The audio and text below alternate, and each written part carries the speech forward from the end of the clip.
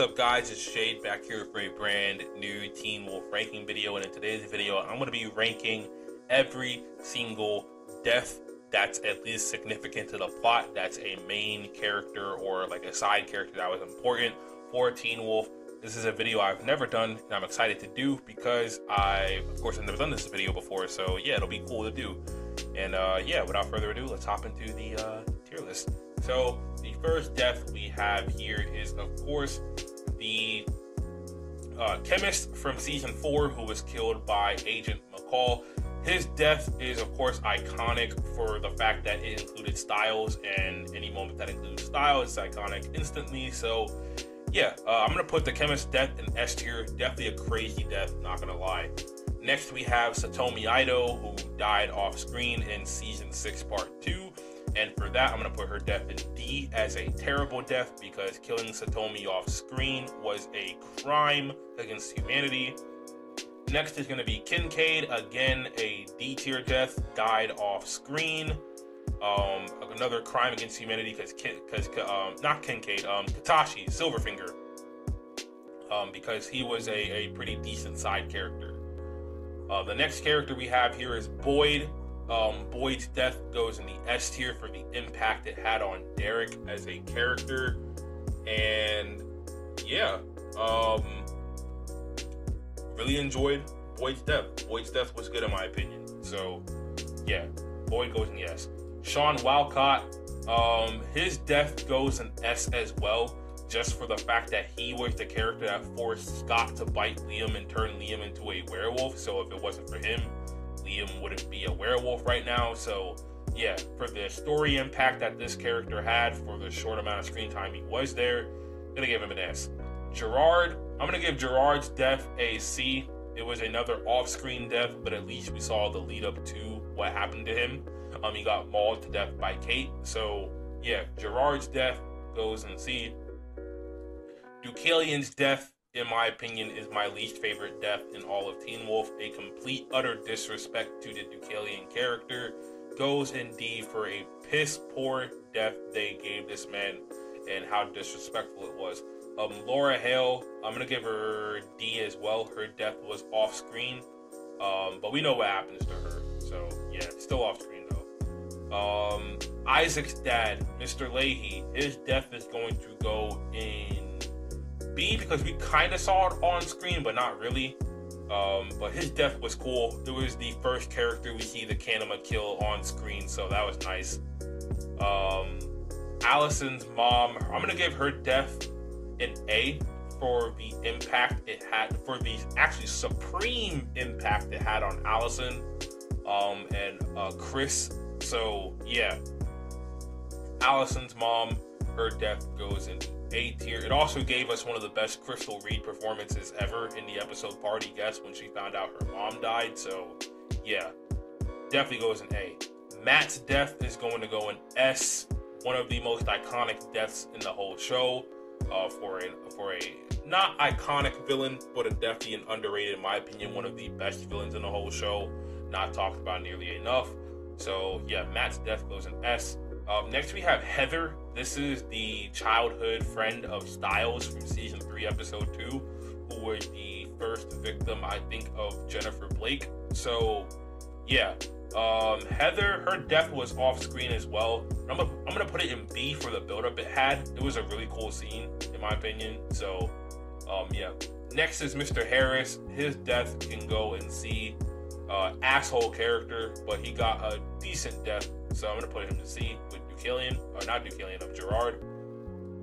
Next is Ennis. I'm gonna put Ennis in the A tier. His death was wild to see. Like, just seeing Deucalion easily crush his skull like that was crazy without even breaking his sweat. Like, Deucalion barely outputted any power to really crush his skull, which went to go tease just how powerful Deucalion actually is if he's easily crushing people's skulls like that. So yeah, Ennis's death goes in the A tier. Alexander Argent, his death was cool, I guess. His death can go in B. Erica's death we saw on screen when Boyd died in flashbacks. I'm gonna put Erica's death for the story significance in A. Talia Hale, we didn't see her die on screen, so I'm gonna put her in C tier for her death. Paige has to go in the S tier she literally is the character that changed Derek entirely for the rest of his life. So the reason Derek is the way he is throughout all the seasons is because of Paige. So for the supreme story significance, Paige goes in the S tier. She also was solely responsible for Jennifer Blake even having the power from the Nematon to revive herself, and she's indirectly responsible for all the events in season 3 part 1 as well. So Paige probably is the character that we've ranked so far with the biggest story significance and impact. So yeah, Paige's death goes in the S tier. Kali's death also goes in S tier as well for how absolutely brutal and badass it was. Her standing her ground against Jennifer Blake, and then Jennifer Blake throwing all the glass shards in her. Yeah, Kali's death goes in higher up tier, S tier. Jennifer Blake, the Rock, of course Peter killed her. Her death, in my opinion, goes in the S tier as well for the iconic and one of the most iconic moments in the whole show. I'm still the Alpha. I've always been the Alpha from Peter. So yeah, S tier, Jennifer Blake. William Barrow's death, of course, killed by Kira. I'm gonna put his in B, just for how visually pleasing the scene was, in my opinion. So yeah, Aiden's death goes in the S tier for how iconic it is as well. So yeah, Aiden's death goes in S. It also had a significant impact on not only Ethan but Lydia as well. Lydia was heavily affected by Aiden's death. So yeah, Brunski, his death is gonna go in A tier, of course, killed by Jordan Parrish in season 4. So yeah, Brunski shot to death by Parrish goes in the A tier. Donovan, of course, the character that fundamentally changed Styles as a character. Styles' first kill, human kill at least. A death that changed Styles fundamentally forever. So for the magnificent, or not magnificent, but a huge story impact and character impact it has on Styles and season 5, I'm gonna put Donovan's death in the S tier. Valak, of course, killed by Lydia, is going to take the crown as the most badass death in all of Teen Wolf. Bro, Valak's death was so crazy. Lydia, of course, using her amplified scream in Eichenhaus to blow off half of his head. Crazy, crazy, crazy scene. So yeah, Valak's death goes in the S tier. Josh's death was mid. I'm gonna put his death in C. Same with Tracy. Tracy can go in C as well. The surgeon, Marcel, his death can go in D tier. It's a bad death.